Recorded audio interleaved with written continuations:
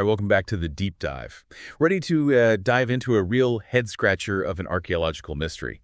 We're heading over to Britain today to take a closer look at something called the Dorchester Aqueduct. Emphasis on the air quotes. You'll see why in a minute. You know, it's interesting. The structure has always been considered like a classic example of Roman engineering, straightforward. But now it's raising some really interesting questions about possibly much, much older past, a prehistoric past even. Yeah, it's pretty wild. The source material we're looking at today is this blog post, and it's taking a super skeptical look at that traditional interpretation, like the one we all learned in school, and suggesting that this site might actually be, get this, part of a prehistoric dike system, Right. maybe even predating the Roman period. Yeah, and you know what I love about this is that it shows how, like, re-examining a site, even a really familiar one, like with a fresh perspective and new technology, like LiDAR, can lead to some truly mind-blowing discoveries. Absolutely. So let's set the scene for everyone listening. We're in Dorchester, okay? And for a long time, like forever, archaeologists have looked at this site and been like, yep, Roman aqueduct. Straight up. They even thought it was one of the best preserved examples in all of Britain. But now this blog post is like, hold on a sec. Throwing a wrench in things. Yeah, and the cool thing is, it's not just like throwing shade. They're bringing receipts, evidence from LiDAR data, elevation maps, and they're making these really interesting comparisons with other ancient earthworks. And you know what really jumped out at me right away? Yeah. The gradient analysis. Yeah. Okay, so for water to flow properly in an aqueduct, you need that consistent downward slope, right? Pretty basic stuff. Yeah, gravity's got to do its thing. Exactly. But the elevation map, it shows all these peaks and dips along the aqueduct's path. Like, wouldn't that totally mess up the water flow? Doesn't make sense. It's like water can't just defy physics. It can't jump over a hill. And this research doesn't explain how the Romans would have gotten around that. No siphons, pumps, none of their cool tricks they were known for. It makes you wonder, like, if it wasn't designed for continuous water flow, what was it for? I mean, the Romans, they didn't build something this massive for no reason. It's the million-dollar question. And it's the same question that the author of this blog, Robert John Langdon, has been asking about other earthworks in Britain for years now. Wait, Robert John Langdon? You mean the guy who wrote about Offa's Dyke and Wansdyke? The one who said those massive earthworks might not have been for defense after all. The very same. His work has really, really changed how we see these ancient structures. Like, take the vallum at Hadrian's Wall. He made a very strong case that it's actually a dike, not a ditch for defense. And now he's taking that same, questioning approach to the Dorchester site. And I heard he just published something about Cardyke too, right? That huge earthwork over in eastern England. Oh, absolutely. That's where things get really wild. He used LiDAR and math and basically proved that it's the biggest dike system in Britain. And get this, it's prehistoric, way older than the Romans. Whoa, okay, so he's saying what we thought was Roman is actually prehistoric. Yep. And he's finding these same kind of clues at the Dorchester Aqueduct, too. The design, how big it is, the way it follows the land.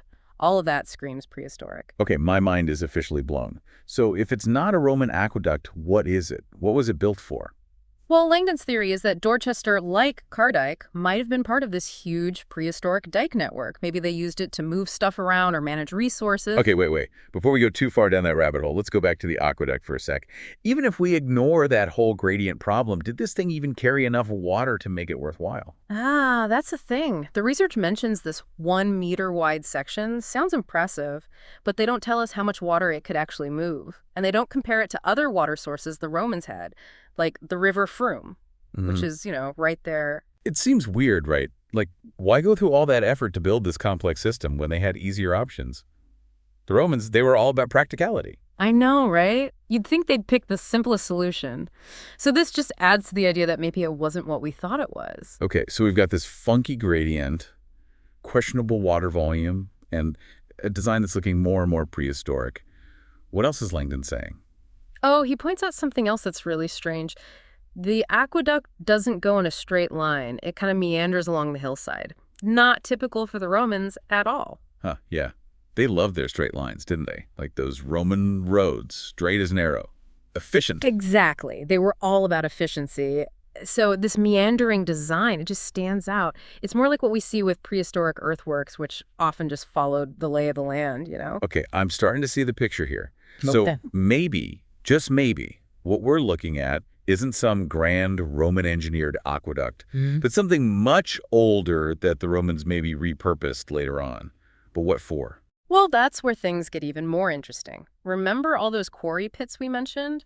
Langdon thinks they might hold the key to figuring out the true purpose of this Dorchester aqueduct. Wait a minute. You think there's a connection between the quarry pits and the aqueduct? Yeah. What it was used to transport something else besides water? That's exactly what he's suggesting. And it ties into his theory about prehistoric trade networks and how they managed resources. Okay, you've got my attention. Tell me more. All right, so the aqueduct, it ends at this place called Poundbury, which we know is a prehistoric settlement. And that connection really strengthens the idea that this thing is ancient. Langdon thinks Poundbury was like a central hub back then, a place to gather and distribute resources. And he thinks this dike system, it might have been the network they used to move everything around. Hold on. Are we talking about a prehistoric industrial complex here with quarries and a central hub and this whole network of dikes for transportation? That's the idea, and it completely changes how we see prehistoric Britain. But when you look at all the evidence, it starts to make sense. This is incredible. It's like we're uncovering this whole hidden layer of history, one that challenges everything we thought we knew. And it shows just how connected and complex the world was way back then. Yeah. All right, I need to hear more about this. What other evidence is there to support this mind-blowing theory? Let's dive into that. Okay, so we've got this aqueduct with a weird design, no Roman inscriptions, and it doesn't even seem that practical for carrying water. I'm starting to lean towards this prehistoric origin theory. But is there any, direct evidence linking this site to that time period? Well, that's where the connection to Poundbury comes in. Remember, the aqueduct ends right there at that known prehistoric settlement. It's a pretty strong link. And didn't we say that Langdon thinks Poundbury was like a major hub for mineral extraction back then? Could this aqueduct have actually been part of that whole prehistoric network? Maybe it moved stuff around instead of water. That's exactly what he's proposing. He points out all those quarry pits around the site as evidence, lots of mineral extraction going on. He thinks Poundbury might have been the center of it all, gathering and distributing resources.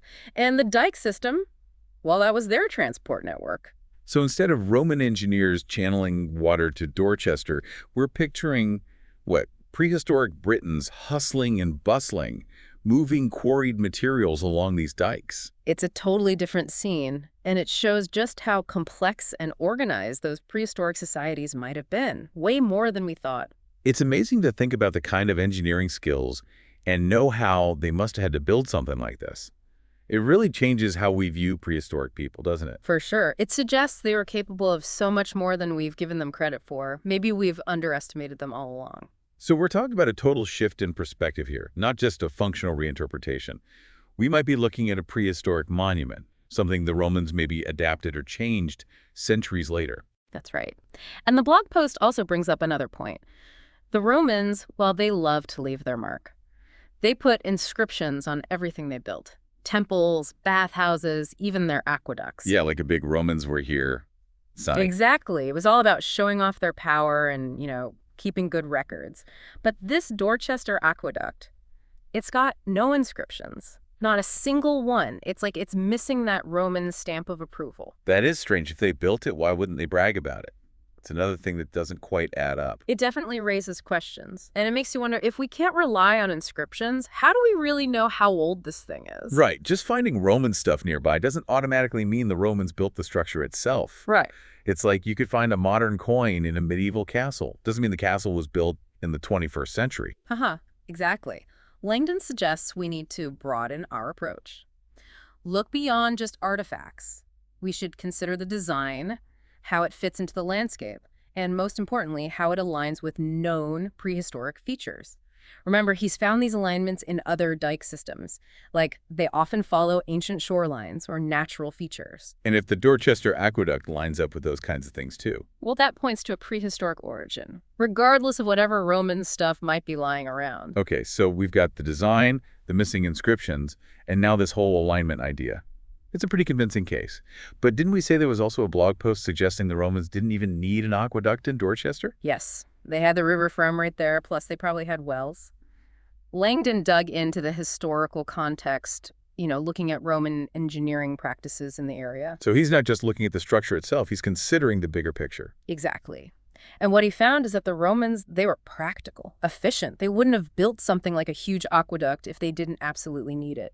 It's like they wouldn't build a bridge if they could just walk across the river. Precisely. Given that they had perfectly good water sources in Dorchester, a massive aqueduct just doesn't make sense. Okay, I see where you're going with this. So no need for an aqueduct plus everything else we've talked about. What's Langdon's alternative explanation then?